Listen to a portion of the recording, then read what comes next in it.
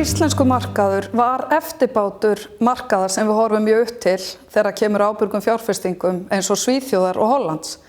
Þetta á ekki eftir að vera staðan hérna inn í framtíð því í dag hafa fjárfestar á Íslandi tekið höndum saman en það eru 7.000 milljarðar á bak við ný samtök sem hafa verið stofnuð, samtökin Iceland SIF sem að leggja málinu lið, það er að segja valdefla okkur fjárfesta til að við skiljum og þekkjum aðferðafræði ábyrgra fjárfestinga.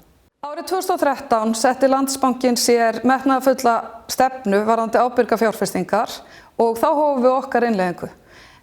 Við tókum samt eftir því að þessi innleiðing hún tók tíma vegna þess að við þurftum á heilmikilli aðstoð að halda, það er að segja erlendra sérfræðingar sem voru aðstoð okkur varðandi ábyrga fjárfestingar og þegar við fengum þessa flottu kollega til að kenna okkur þá fannst okkur að þetta eiga erindi við markaðinn þannig að alltaf þegar við fengum einhvern heim til Íslands þá héldum við opinn fund sem var opinn fyrir alla, bæði viðskiptavini okkar og samkeppnisaðila okkar, því við sáum að þetta var eitthvað sem vantaði hérna heim.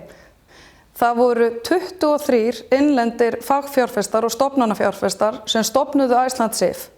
Þetta vakti athygli út fyrir landsteinana því á hinum Norðurlöndunum eru vissulega sambærileg samtök til en það voru ekki svona margir sem stofnuðu og komu strax að borði.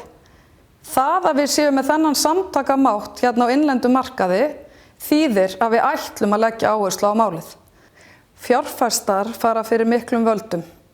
Við eigum að nýta valdið til að spyrja fyrirtæki réttu spurningana. Við eigum að spyrja fyrirtækin út í fjárhagslegu þættina en við þurfum líka að gefa gaum að atriðum sem varða umhverfismál og umhverfisstefnu fyrirtækja. Við þurfum að spyrja út í félagslegu þættina, hvernig verið að koma fram við starfsfólk. Verið að greiða réttu launin, jöfn laun og hafa kyni. Við eigum líka að spyrja vel út í stjórnarhætti því það skiptir máli í rekstri fyrirtækja. Fyrirtækin að sama skapi eiga að fagna því að fjárfestar sé að gefa þessum atriðum gaum.